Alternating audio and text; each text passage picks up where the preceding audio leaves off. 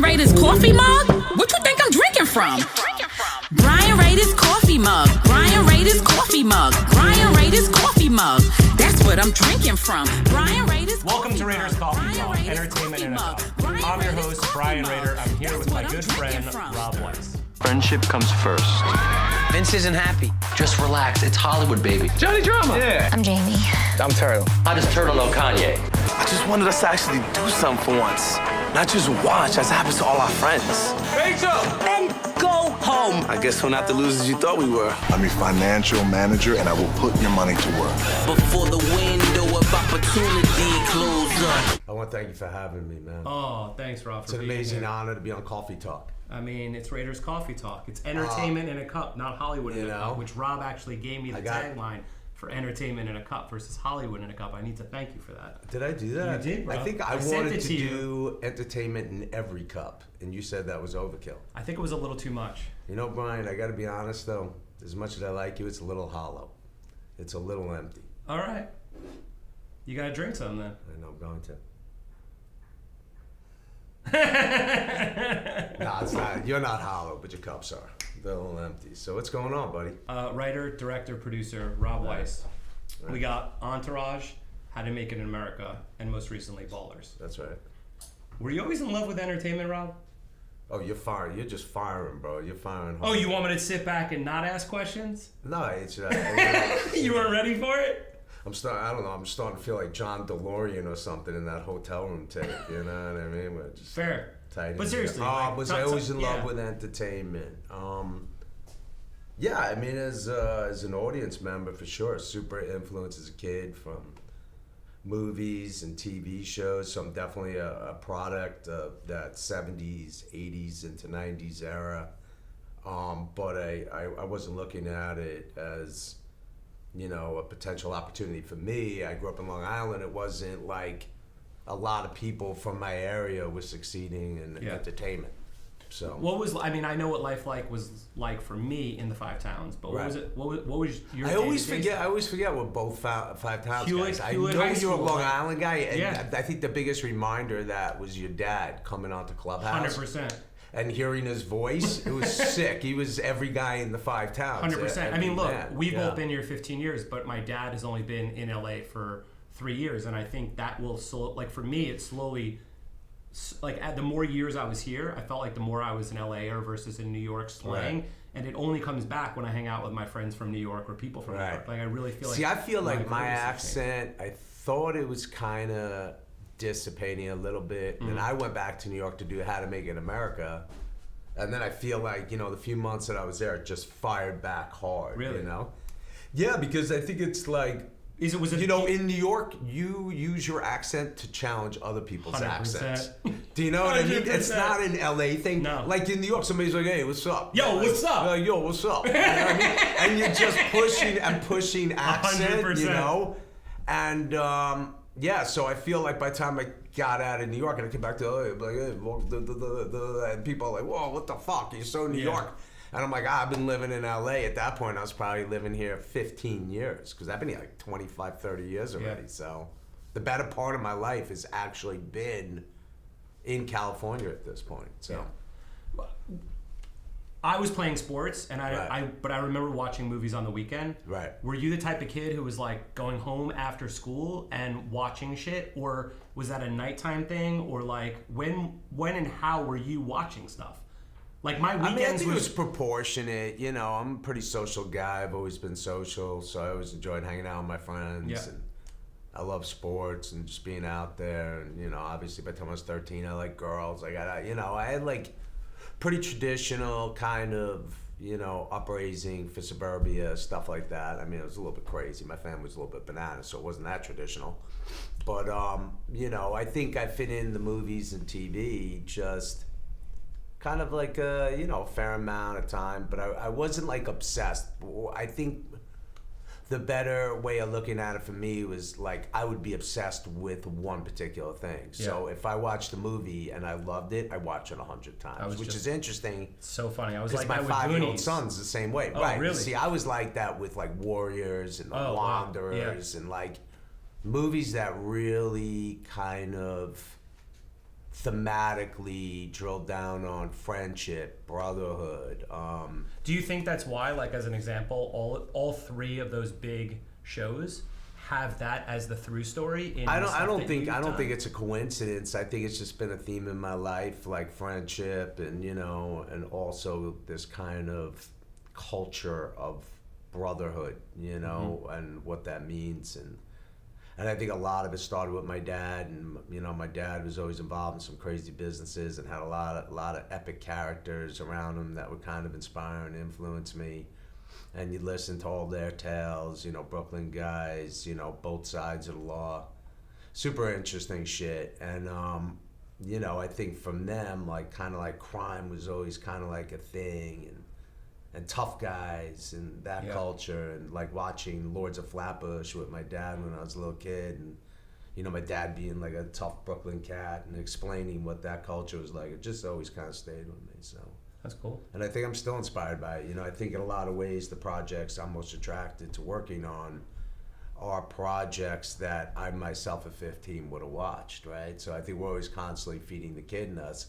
I think the most classic example of that is like Spielberg. He's made some of just the most epic sci-fi kind of suspense thrillery Jaws kind of movies that any kid would love. And they all usually have kids in them. Right. Obviously evolved with Saving Private Ryan, of course. and Schindler's List, but I think just he's an epic example of somebody who caters that. And in high school, you were like in the club scene, right? Like high school to college. Well, high school. Well, I had this really super interesting transition in high school. So I grew up in a town from Brooklyn. We moved to a town, Baldwin, Long Island. Yeah.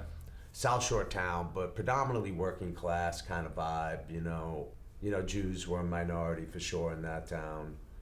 But it wasn't like flashy, it wasn't wealthy, and it really, frankly, wasn't sexy, right? Yeah. So, there was like some weird shit going on in my high school I was kind of tangentially involved with, a little bit involved with. And I got in some trouble, and my parents decided to move me to Woodmere Academy, which was a private school, about 20 minutes away. I moved there, and it was like fucking culture shock, man. Yeah. It was like I got there, all of a sudden, like the student parking lot is just like Porsches, Mercedes, BMWs, Audis. You just like, it was crazy. I just remember being there on my first day, and they were like, I think like Flashdance was like, had just come out or something around that time. Or maybe it was that spring, it was Flashdance and Madonna's Borderline, but they were all like in the student parking lot, like singing, dancing on cars, fucking musical. And I'm like, these motherfuckers are rich, you know? So, and they were all at like 15 going to Studio 54, Xenon. Is that where you met Doug Ellen? Yeah, that's how I met Doug. Was he one of your first friends? Like, Doug was a year younger than me. So if I was in 10th, Doug was in 9th. And I think we were in the same Spanish class, Which, by the way, I almost didn't graduate my senior year. That was me too. Because I had a fucking. Because of Spanish, I got 67. Your parents weren't spending $9,000 a year for you to go to a fucking private school. No, they weren't. In 1963 or whenever the hell it was, And I was fucking. They were like gonna leave me behind. My dad's like, I ain't paying for another fucking. So you better fucking figure it out. But I mean, I was like, it was fucked up. But yeah, Doug was in there with me. But Doug left and went back to his high school in his town, which I think was Kennedy in Merrick, but I really didn't have much of an option, which was the funniest thing, because I'd be running around Baldwin and I'd run into all these like kids who kind of like tough kids. They'd be like, yo man, I hope you're all right over there. I heard you're in a military school. And really? I'm like, yeah bro, I'm in this rough military school. Meanwhile, I'm at this bougie ass prep school. I know, it was around the block from me. Yeah. Woodmere Academy was 2 blocks from my house. That was crazy, man. I liked it. It was fine, but it was small, there were like 50 kids in a class. So anyway, I was there through my senior year.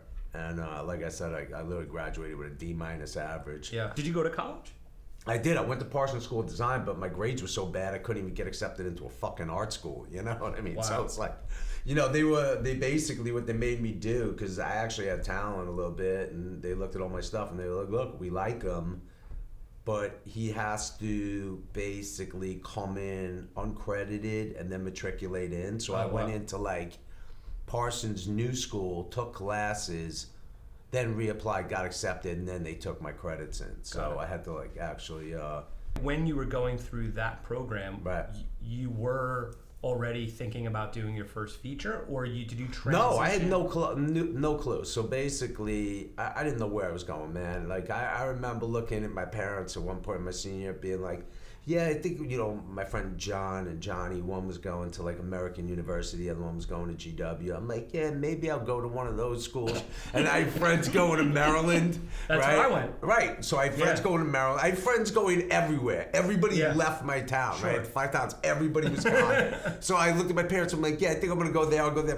My dad's like, I'm not fucking sending you to school anyway. Like, dude, you fucking barely getting out of high school. Like, well, I'm not paying for it, I'm sure. Yeah, well, that's what I mean. Right, He's like, right. I don't fucking spending money on you to go like fail anymore. And I was like, to fail anymore. Basically, to get by the skin Right. of your teeth. Like, dude, there was zero. Bro, I applied myself zero. Like, it's embarrassing. Like, unless I loved it. Like, I think there were a couple times where I beef with my dad, and that wasn't a good vibe. My dad was a legit dude to have beef with. And it was just like, all right, I got to fucking toe the line, and I got to do better. And then I bust out. I do great. Like, if I apply myself and I focus... Do you think that's what happened with your first film? Do you think you were like, I'm just going to apply myself to this? Dude, that was a full-on effort. So basically, I go to Parsons, but I didn't know what I was going to do at Parsons. First year, I think, is like a basic study / foundation year, where you're just trying to figure out where you want to put your attention. So I did that, and then I said, you know what? I want to be like Ralph Lauren, man. I'm going to go to fucking into the design program. And that's what Parsons is super famous for, is like Marc Jacobs and all these designers that came out of there. So I applied to it. I actually got accepted. I'm like, holy shit. And it's a very small program with a very limited... They only take like 20, 30 students, or like into that separate Maybe it might have been more. Right. I feel like it was more, but it was prestigious. Because a lot of and people... it felt fucking cool to a lot be of those part people of. go on to Project Runway and stuff like that, because I did Project Runway, so I know. Oh, I didn't know that. Yeah. A lot of people are in that. It was like this is like, again, 80s height of this kind of culture, And I mean, at that time, I'm so into downtown New York and the vibe of it all, and going to Nell's and fucking, super cool, like, New York downtown spots. So I got into that program, and like, I was like, in my head, I'm like, I'm gonna be Ralph Lauren, I'm gonna make cool denim shit, I'm gonna make shit for me to wear, Meanwhile, I had like all these friends who were like street cats. They all knew my dad was like this guy in the Vegas business. They all be like, yo, the father's in the fucking Vegas business. Kid wants to be a fashion designer. You know what I mean? So it was like, it was pretty funny. But like, I get into the program, and quickly I'm like, like, it's not so much you can design what you want to design, but they're like heavily focused on evening wear, women's wear, stuff like that, which, is cool, but it wasn't really my steez, and I wasn't really excelling at it. And then, like, I didn't know what the future was going to be, but basically I had this amazing interaction, which I've actually spoken about a couple times. I was reading this book, which isn't something I was doing a lot of back in the day. But you were reading? On occasion, but there was something that attracted me to the story Lesson Zero. Oh, yeah. So I was reading the book. Oh, wow. And I was kind of really into it. It was probably just because, again, I was so into the scene of New York that I had read all about Bret Easton Ellis and Jay McInerney, having done like Bright Lights, Big City in that book. And this woman, Tama Janowitz, had written Slaves in New York. And I felt like I was living in kind of this vibe at that point. And I was reading Lesson Zero, and a girl in my class was like, my dad's producing that as a movie. And her father was a guy, Marvin Worth, I think he did a lot of movies, Marvin Worth. And I was like, he is? I'm like, yo, I want to be a part of that. I want to be a part of it. And she's like, if you want to be a part of it, what are you doing in a fashion class? And I was like, yo, it's kind of like... You're probably right, like a light bulb went off. And my mom had always like studied theater and was a big theater goer and would do background on movies and shows and like just be a part of that. But I always felt like, again, it's like such a... it's looked at as such a big pipe dream, you know what I mean? To be in Hollywood, to work and make movies and TV coming out of... And again, so many people, once you do it, you realize how many people from Long Island are actually doing it. Totally. But at that time, it was a big fucking deal to make something. It wasn't like people were just going out and making shit. 100%. Everybody go make shit now. Yeah. At that time, this is like the beginning of like nobody made Sundance Film Festival. Nobody made movies. Nobody did that shit. So there was something so... I do want to jump ahead, just like in here though, for real, is How to Make It in America is fantastic. And like, I don't want to jump all the way ahead, but like, that's got to be where this stemmed from. Like you obviously had. Well, yeah, that's you know what I mean? 100%. Like that's like so. Yeah, so that is kind of parallel. The bottom line is just to get through the Parsons thing. They basically were like, we don't think this is the right department for you. I went into illustration. Right. Then over a summer break, we had done some club promoting. Started making all this cash. Me and some friends of mine dropped out of school for a year, and then when I decided to go back to school the following year, then I started studying film. So at Parsons. Yeah, I went back to Parsons, started studying at Parsons / New School. Yeah, well, I was already there, and I did you graduate from there? I had managed to amass because every time you change departments, like you lose your credits lose and shit. Yeah, so I think by the time I left after 4 years, I'd managed to amass like a dozen credits or something like that. Okay. It's funny, man. So somebody sent me something. It says on esteemed like alumni of. But you're not Parsons. an alumni. But technically it says Rob Weiss. It says thrown out of the film school. Oh, really? Yeah, that's awesome. On Wikipedia or something. That's amazing. But so How to Make It in America? Yeah, listen, How to Make It in America was, there were a lot of cooks on that show, so everybody has their own story of what inspired their point of view on it. Yeah. For me, the piece that I felt like I put into it 100% was the idea of taking like kind of the tough Louis Guzman street guys and mashing them up with the creative downtown guys who have a little bit of that hustler spirit. But yeah, the fashion thing was 100%. Now me looking, because I love that show, were you Brian Greenberg in that scenario? Like, did you write that as like? No, that? because there had already been, by the time I got involved, there'd already been a version of Ben and Cam. Oh. So it was based, the idea of Ian Edelman actually sold the show to HBO, which was basically two guys at the Learning Annex learning from a kind of Mr. Miyagi / Rocky Aoki guy. Because I guess Rocky Aoki had actually written a book called Making It in America. Oh, wow. So they were actually going to learn life lessons from this teacher and then go apply in life. Then Lev got involved. He's like, let's make it more like Hustlers. Got it. And lose that guy. Then I got involved and said, they need a macro. They need a goal. And these guys should want to, we should ask if the American dream's still alive. And can guys create Supreme? And, I was already a big, kind of sneakerhead. And totally. We had done all that with Entourage. And obviously I love streetwear. And just fucking style, fashion. So, I just infused that and it just kept growing. Yeah. Let's talk about your first film, because that put you on the map. Nobody knew you before that, and you said, nobody was making films like that ever. Right. At that age. Well, it was rare, I think I was inspired by Matty Rich, who had made Straight Outta Brooklyn. I had known I was going to do it, but around the time I had made this decision, I did get bounced out of the film department, and I was like, I'm gonna go make a movie. And my teacher's like, yeah, fuck you, make it in 70 millimeter. I was like, I'm gonna do it, man. So basically, but you were serious, you were gung ho. When they kicked you out, you were like, "Fuck you guys, I'm gonna go make my own shit." There was this interesting thing going on. I just managed to squander these 4 years on just transferring department to department with nothing to show for it. I club promoted for a year. It literally almost gave me a nervous breakdown. It was I was just all my friends that I wanted to go away to school with were now getting out of school, getting fucking jobs on Wall Street. I went through 4 different shifts, but I somehow graduated. It took me 4.5 years. Yeah. But I went in for architecture, then I went to business. Right. Then I eventually got into something else. Then I graduated with kinesiology, which I don't even know what the fuck it is. Well, that's an energy thing, right? It's study of human motion, but in any of for me it was just kind of devastating because everybody went away, came back and was starting their lives, and I felt like I hadn't even figured out what direction my life was going to go. So when I went back into film, I'm like, me and an ex-former friend of mine who was also super hyped in Hollywood, we'd sneak into every premiere in Manhattan, the sickest scams, just to go to premieres, and meet people and be around it. But the more I was doing that, the more I'm like, I could do this shit. I get it. You're like, I can make this shit. Yeah. So I started to get more and more confident, and then when I left the school, I'm like, I'm gonna do this. So that became the challenge of actually doing it. But John Singleton, God rest his soul, man, good dude. He had made Boys in the Hood. Yeah.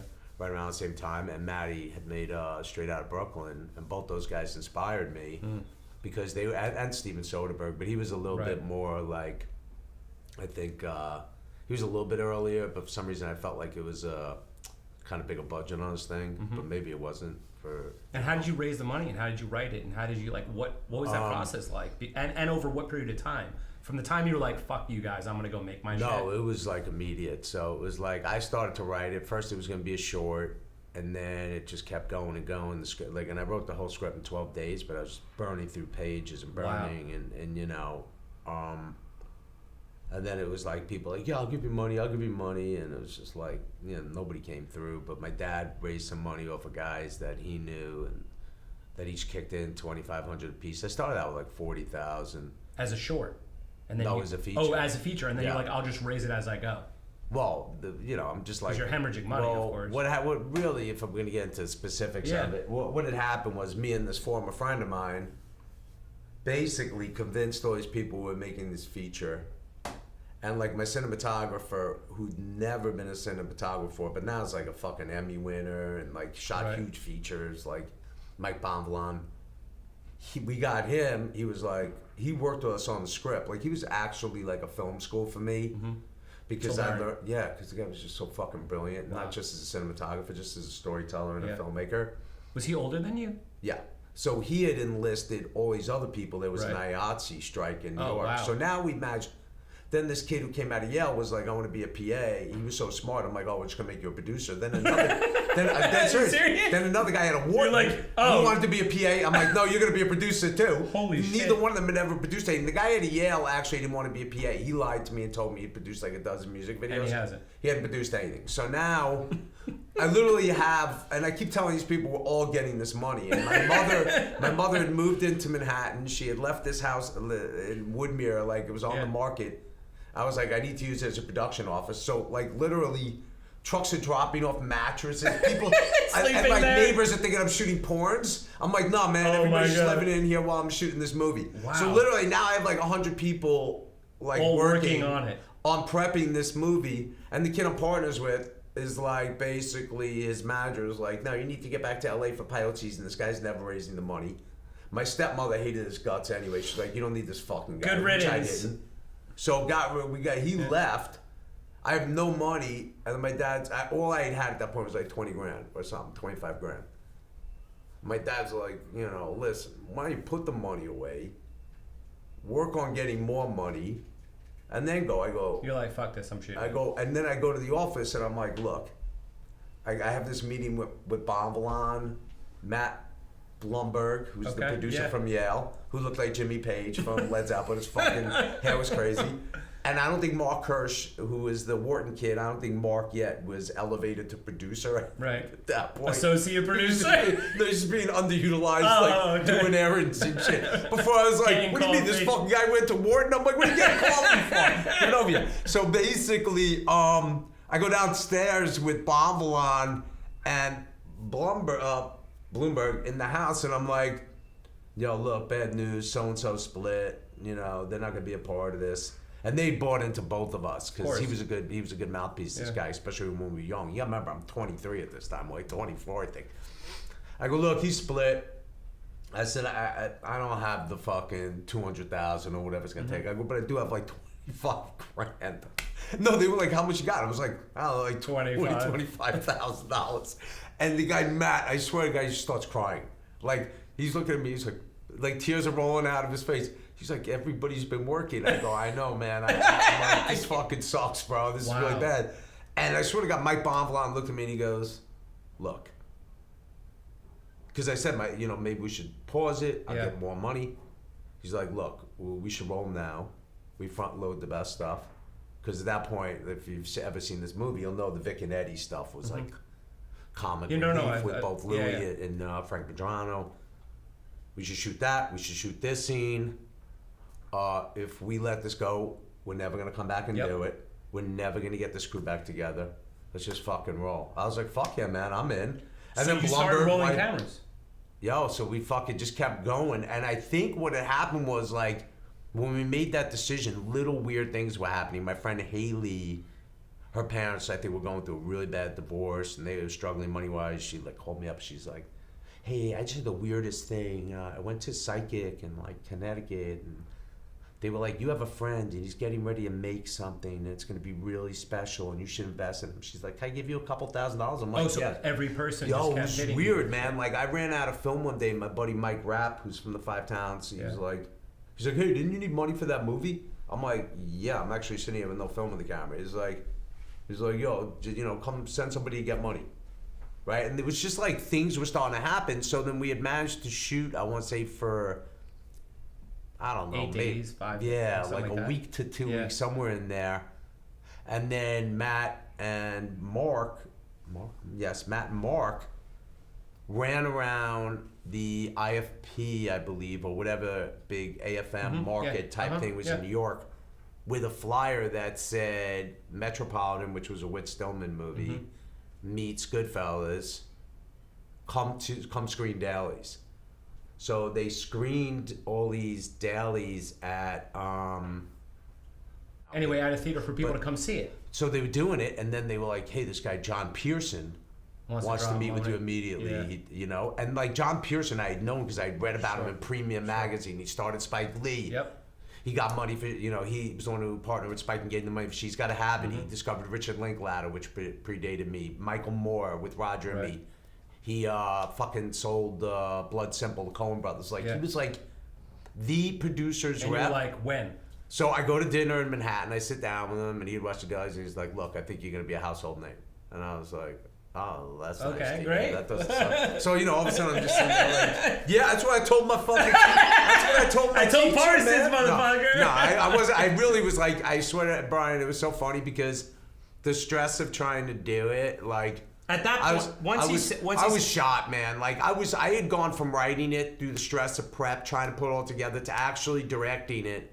I think I was like this, like twitching, and like I had developed like this shit on my scalp that was like flaky, like from stress. I was just going through so much different but shit. He says this to you. Was that all? He's like, "Look, I want to give you the money." He's like, "I have a fund that was started by David Brown, who is Helen Groyd Brown's husband, who's a big producer, and Chris Blackwell from Island World." So the company was called Islet. They'd given John $5 million to invest $500,000 into up to 10 films. He's like, "You probably need," and again, we did this collectively as a group. We sat down with John, and the producer's like, "Yeah, we think we get done for $300, $350." Yep. And he's like, "I'll commit that money to finishing the film." Once he said, "I want to drop this money on your lap," in your mind, were you like, "I've made it? Like, this is going to be a cakewalk now? Like, I know I how don't to think fucking do this?" bro, this is fucking 30 years ago. I still don't feel like I've made it. So nothing is. You don't feel like you've made it? I think I've made it more than others, but not as.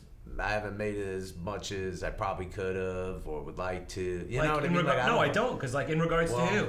Like, name somebody. Well, I don't really compare myself to anybody, because where somebody might excel in something beyond what I do, like some other part of my life is more gratifying to me than maybe the same part of that in their life. So I don't look at lives like that. But what I'm saying is, like, when I didn't until literally Ballers, the last few years of Ballers, I had never felt successful. I never felt successful through Entourage. Never felt successful through How to Make it in America. I think I felt a little bit of success after Amongst Friends, but I think I was paralyzed by so much fear of like everybody looking, what's next, and you're like, I just want to be left alone, man. You said Ballers, right? Yeah. And that was that point when you like, because I know there was a point where like you went into directing. See, that's where it was. And did that switch? Yes, because when the experience started to feel complete to me is when I started directing again. The only reason I got into this was to be a director and a filmmaker, and I walked myself out of that game because I was young and insecure. Yeah. And then getting back into it was like really hard for the better part of a decade. And then Entourage came around. When I got onto Entourage, then all of a sudden opportunities to go back to directing started to come around. But then everybody's like, you don't leave a hit show to go and fucking make an indie movie. You'd be a moron. So now you're on a show, then you're on another show, and after How to Make It in America, I started working on this Hell's Angel project with Fox that I was attached to direct, and I was super pumped, but that had a lot of problems. Fox had a lot of issues. It was Fox 2000 in terms of this material. and ultimately just the wrong place for it. And then Ballers came around, and I think when I started directing Ballers, when we started to do more of the lion's share of the work, me and Levinson, I felt like it was more complete of an experience for me. Yeah. So it's kind of what I need to do. I need to do everything, and then I'll feel successful. I guess what I'm saying is, my feeling of success isn't generated by somebody else's perspective of me. Of course. It's about how I feel about me. It's a better way of saying 100%. But because obviously, but I can look doing Entourage, totally. like if I based it on other people's perspective, they but would all hearing think your I was- story right. and now knowing you for a bunch of years, like Right. I think that when you went behind the camera as a director, because that's where this Yes. all stemmed from. Yeah. Then it clicked where you were then like, okay, now I've made it. Yeah, because I used to date when I was young. I used to date Shannon Doherty and her dad Tom. He rest in peace. He said to me, he goes, you probably never really feel like a success again until you get back to directing. And he was right. I think for me it was it's the complete experience of being a part of the scripting of something, the realization of what's on the page. Yeah.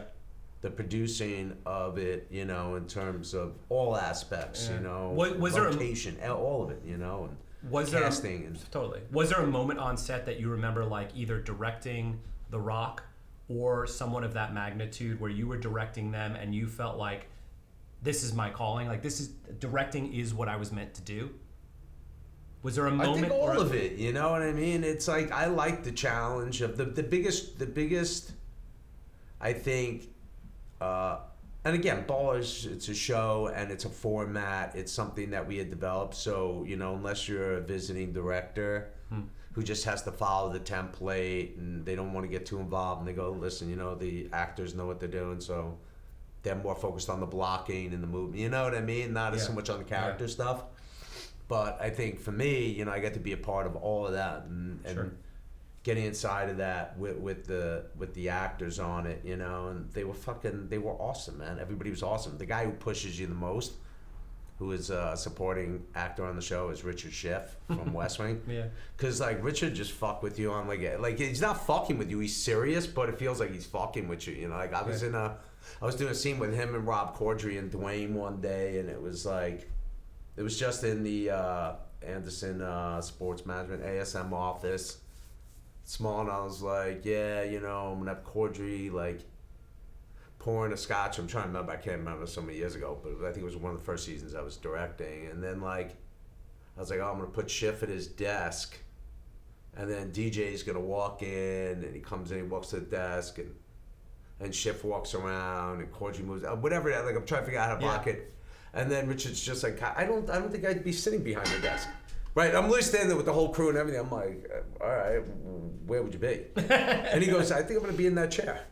I go, like just some random chair. And I was like, all right, it's a little tight. He's gonna walk right in to the door. He's literally 2 feet in front of you. And maybe we'll say, yeah. And I was like, all right, well, let's run it and let's see what happens. So we start, no, we're not shooting it. We're just rehearsing it. We're blocking it, rehearsing it, right. So fucking, Richard gets in the chair. They start doing the scene. And then he's like, well, so where do I go now? And I go, how the fuck would I know? You put yourself Get yourself out of it. What are you fucking asking me for, man? It's your choice, right? So now What did he say? He was just like bust balls. Oh, and that's hysterical. Now I look at Dwayne. I'm like, yeah, he really likes to bust my balls, this guy. Huh? But I love Richard. Like, I have mad respect for Richard. I think he's fucking so good on that show. That's He's awesome. So that's why I say it's super. It was light. He's like it's not the most challenging thing, but he was always like, he's the guy who thinks the most. Dwayne was like, Dwayne was easy. I think, for Dwayne, like, I don't think I ever asked Dwayne to do anything that he didn't want to do or couldn't do or had any issue with. I think the only thing was, like, I wanted him to do a scene, like, heading down, like, all these stairs, It was so fucking funny, too. Like, he heads down, like, 30 stairs, and, like, the camera's, like, fucking leading him down. He's like, so how many of these am I going down? I'm like, all of them. And he's like, look at my feet. And his feet are, like, this fucking big, and the stairs down are like tiny this. Stairs? Yeah, and I go, oh, yeah, let's rethink You might want to fall. let's rethink this, But I don't know, I fucking loved it. I love being a part of all of it, and that cast was just awesome, man. Yeah. Awesome. What Like, what have you been up to during COVID? Like, obviously, we hang out frequently, so I know. But like, what other shit have you been up to? Because COVID's been a year. Well, I think, like, you know, like most people, I was freaked out at first, but by the end of it, I was fatigued from it, and was kind of like, as much as I don't doubt that it's a real sickness, you start to go, I think I'm gonna roll the dice a little bit. You know what I mean? Like, I don't think I was prepared to alienate myself in my house for a fucking year. But developed, man. Just developed a lot of different projects, you know. Spent a lot of time training, working out, you know. Unfortunately, I didn't get to go do the things I truly love, like jiu-jitsu or be with all my friends at the gym, right?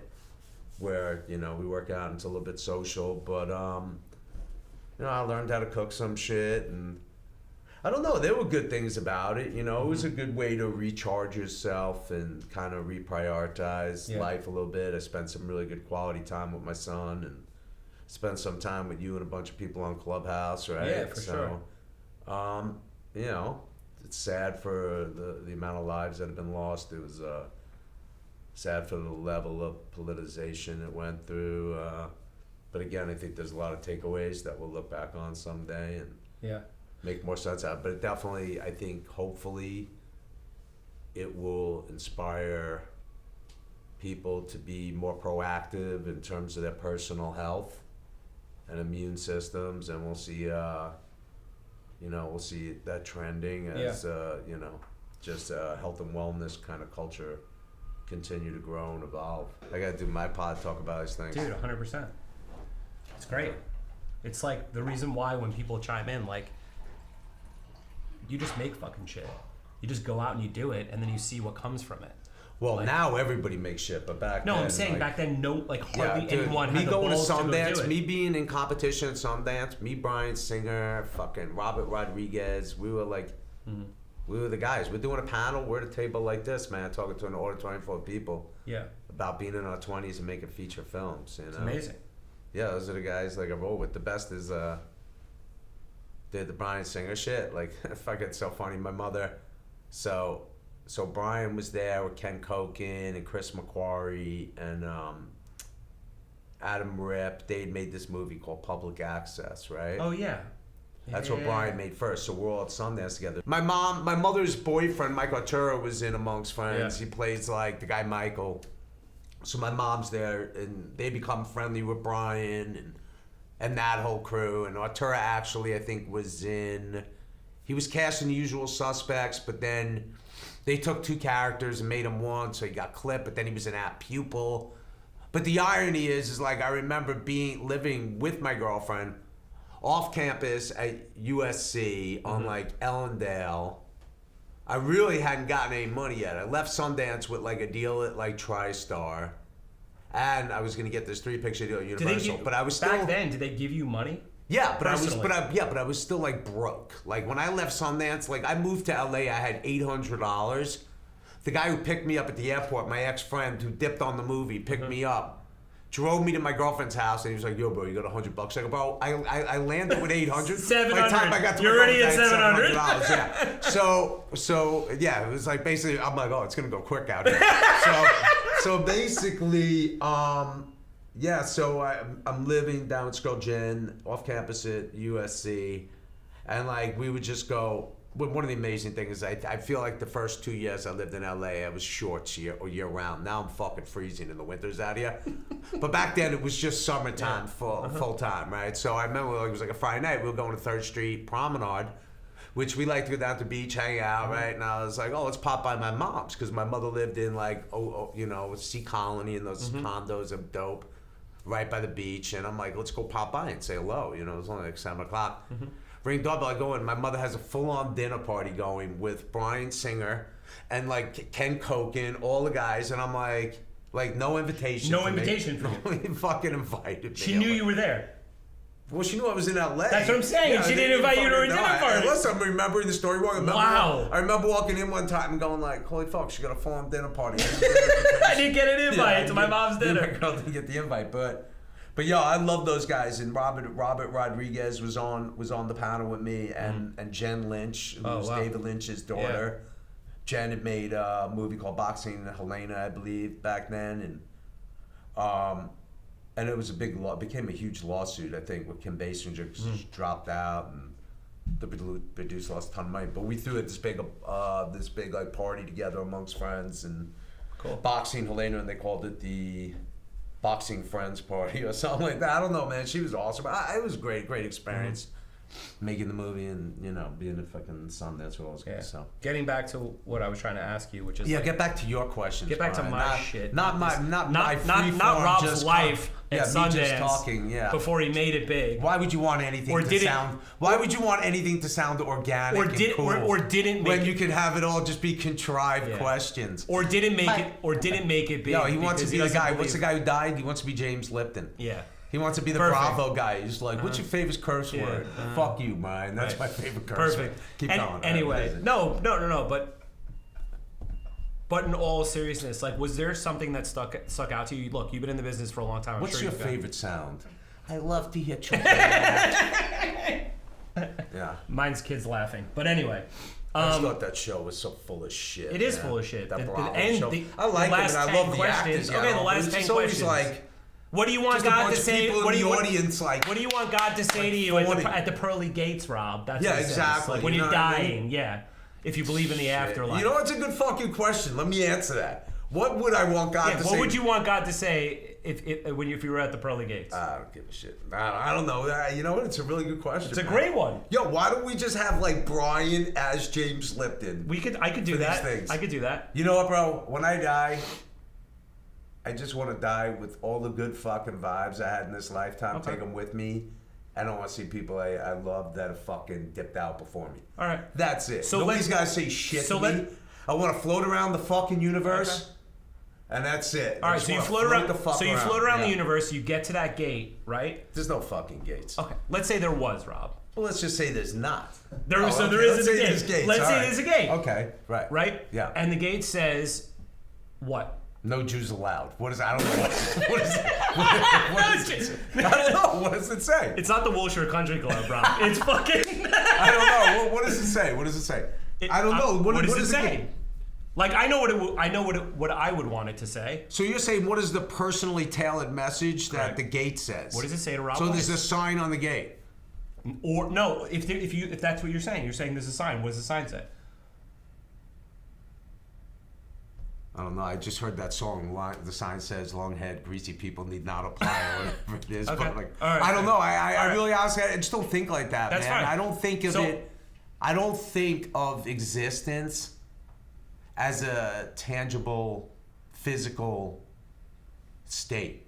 Okay. I think of it as a energy and a consciousness that when you leave, the thoughts, the consciousness will exist.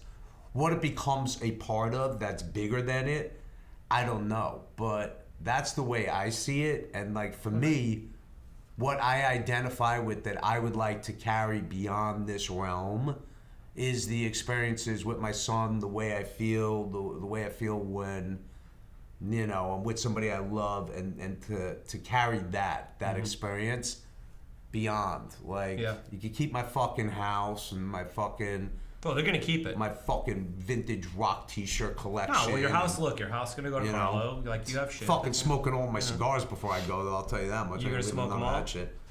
All right. Probably, yeah. Right. You know, but I don't know. It's just I'm still forming my opinions and philosophies. I've lost a lot of friends, and I feel like I've had experience, and my dad. So I feel like I've had experiences around those losses that have been somewhat like, you know, meaningful spiritually, that, you know, don't feel just like cut and dry, you know, fucking, that identity was the person. You start to feel a little bit more like maybe the bodies are the vessel, maybe there is a spirit. So whatever, it's still a work in progress in my head. This is me figuring it out on my own without the aid of any religious leaders, you know what I mean? Thank God. But, you know, I'm going to do a podcast, you know that. Yeah, so I might have to sit down with some rabbis and, you know, some preachers, priests, ministers. Okay. That'll be fun. You know, Are you going to get them in a round leaders. table? I might. That'd be interesting. It'd be sick if I Weiss sat there with like 5 or 6 I'm being like serious. religious leaders at the end. I look at them and I go, y'all full of shit. Y'all full. Nah, I wouldn't do that. No, I believe, listen, I believe whatever... Religion is the delivery system. Okay. that connects you, using it as a conduit to connect to like a higher power all day long, man. You just got to find the denomination that works for you. Obviously, I'm Jewish. I've been bar mitzvahed. There's a lot of love about my tradition. There's religion, organized religion as a whole, isn't incredibly important to me personally, but I respect it being important to other people. Yeah. For me, it's just more of an immediate connection with trying to find what I believe in and trying to discover it. So. All right, back to my formatted question. Let's do it. What's your favorite color? Yeah. Fuck you. No. What's next for Rob Weiss? Well, listen, man. I mean, one of the big things that came out of the pandemic definitely was, and I've been kind of like on this kind of tip for years, as I'm sure you have, is I just think we're in a perfect time to be diversified in terms of what we do. So obviously my day job is to write, direct, or produce. So I'm developing a host of projects in that arena, different formats, different platforms, different genres, a lot of different stuff. But also getting ready to launch this podcast, right, called The Cray, that we're doing with Podcast One. It's me, Jeremy Green, and Sean Chase. Are you going to have me on your podcast? Not as a second guest, because you're my second guest, but as the 500th guest? I don't know. I don't like to make promises, but it's definitely something we'll talk about. No, I'm kidding. Of course we'll have you on at some point. Okay. All right. I mean, it's and cool. if you're not there, I'll have you fucking empty. Just put the mug in. I'll just represent your empty, hollow self. You didn't want coffee, guys. I mean, I can't. I would take the coffee. I didn't know if the oat milk was gluten-free, because, a lot of times there's... You could have asked. I know. I was too lazy to ask. But, so we're doing a podcast one called The Cray. I'm working out deals on a bunch of different things, directing a pilot of the first show. I'm a strategic advisor for several companies, one of which is Yahin, which is pretty amazing. It's an e-com site for wine and community. And so you're branching out of Hollywood. I'm just trying to be diversified and throw time at other things. Like, I feel like Hollywood's evolved so much and changed in so many ways. In a lot of ways better, and in some ways it's getting a little more complicated. Do you think you've gotten more complicated? Do you think you're diversifying because you're different now? Yeah, I mean, I think in a lot of ways I'm far less complicated because I know myself. So I think that self-awareness gave way to me being a simpler kind of guy. When I say it's more complicated, I just mean that there's so many projects, carving your way through that niche and then marketing those projects and finding an audience. I mean, people talk to me about shit they like. I never even heard of it. It wasn't like that 20 years ago. You had you gotta remember, Fox was like a baby network. Of course, now they're streaming this and it's just digital it's becoming complicated to, get the audience, mine the cash. I mean, I don't know. It's fucking still what I do with my life, and I love it. But I'm saying that it is kind of nice to play around in some different, different other spaces. So, well, I mean, I've always kind of done it. I've been an investor in restaurants, that. So, but I'm saying on on a higher level, I'd like to be involved in other stuff. Well, thanks for coming, Rob. That's it, bro. That's all we got. What else you want to talk about? I don't know, man. Maybe I should save some shit for my podcast, I think you should. By the time I get to my own podcast, I'm going to be so, fucking over-talked from other people's podcasts. Probably. I'm going to have to make all my shit up. I'm just going to have to recreate the whole fucking story, Rob Weiss, Ballers, Entourage, How to Make It in America, writer, director, producer. Thanks for coming on, bro. Thanks for having me. Brian Rader's coffee mug. Brian Rader's coffee mug. Brian Rader's coffee mug. That's what I'm drinking from. Brian Rader's coffee mug. Brian Rader's coffee mug. Brian Rader's coffee mug. That's what I'm drinking from. Stir, sip.